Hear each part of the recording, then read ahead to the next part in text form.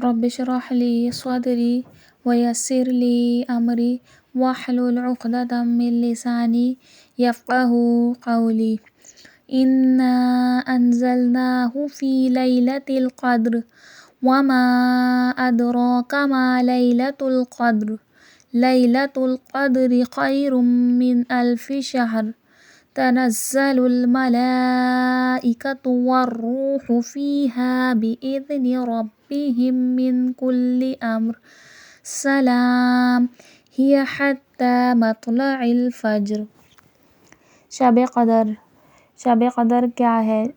شب قدر 1000 مہینے سے بہتر ہے، کیونکہ اس رات کا عمل 1000 مہینے کے عمل سے کرنے سے بہتر ہے۔ اس رات ہم کوئی بھی عمل کریں گے وہ 1000 راتوں کے عمل کرنے سے بہتر ہے۔ اس رات کی فضیلت کیوں ہے؟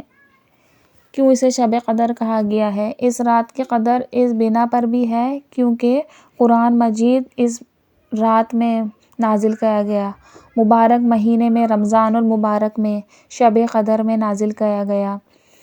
اور شب قدر کی فضیلت اس وجہ سے بھی ہے، ہر سال ہمارے ساتھ جو کچھ بھی ہونا ہوتا ہے، ہمارے تقدیر کے فیصلے، رزق، زندگی، اولاد، حادثات، جو کچھ بھی ہمارے ساتھ ہونا ہوتا ہے، اس رات میں اللہ تعالیٰ وہ فیصلے فرشتوں کے حوالے کر دیتے ہیں ہمارے۔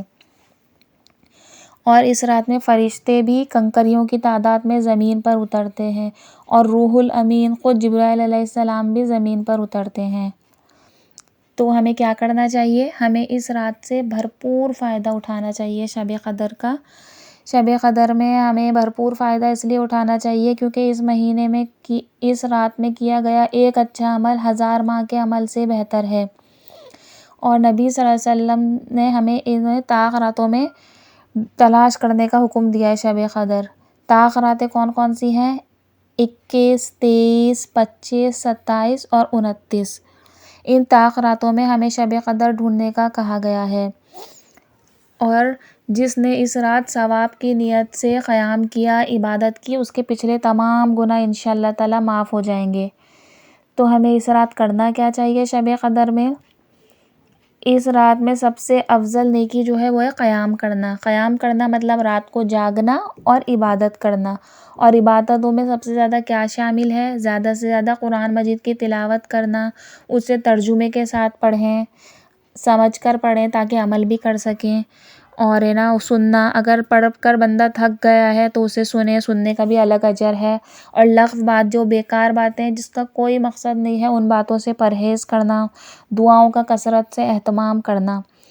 حضرت عائشہ رضی اللہ تعالیٰ عنہا سے روایت ہے کہ وہ فرماتی ہیں کہ میں نے نبی صلی اللہ علیہ وسلم سے پوچھا کہ اگر میں لیلۃ القدر کو پالوں تو کیا دعا پڑھوں؟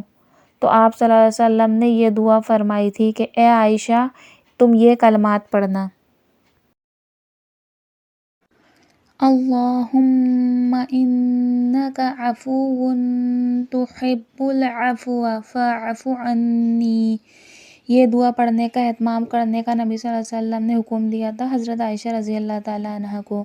اس دعا کا مقصد بھی یہی تھا کہ ہم اللہ تعالیٰ سے اپنے گناہوں کی معافی مانگیں اور مغفرت کا احترام کریں، کیونکہ نبی صلی اللہ علیہ وسلم نے کہا ہے شب قدر کو رمضان کے آخری عشرے کی طاق راتوں میں تلاش کرو۔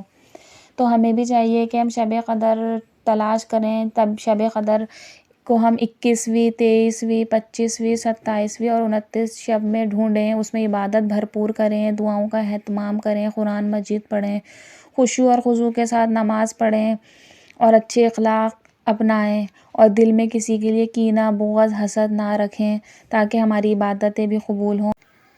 تو اسی لیے ہمیں بھی چاہیے کہ ہم شب قدر میں عبادت کریں، شب قدر کا بھرپور فائدہ اٹھائیں، کیونکہ ان راتوں میں عبادتوں کا ثواب 1000 مہینوں کی عبادتوں سے زیادہ بہتر ہے۔